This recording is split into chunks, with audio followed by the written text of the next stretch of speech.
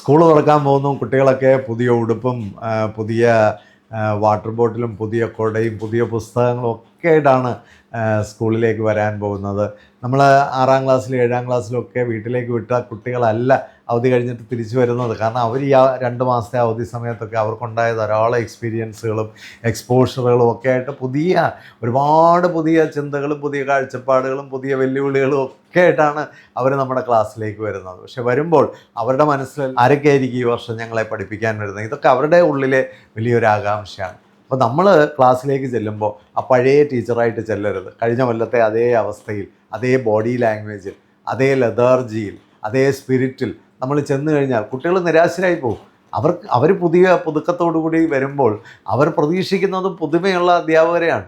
അതിന് തക്കവണ്ണം പുതുമയോടുകൂടി പുതുക്കപ്പെട്ട് വേണം നമ്മൾ ക്ലാസ്സിലേക്ക് ചെല്ലാൻ.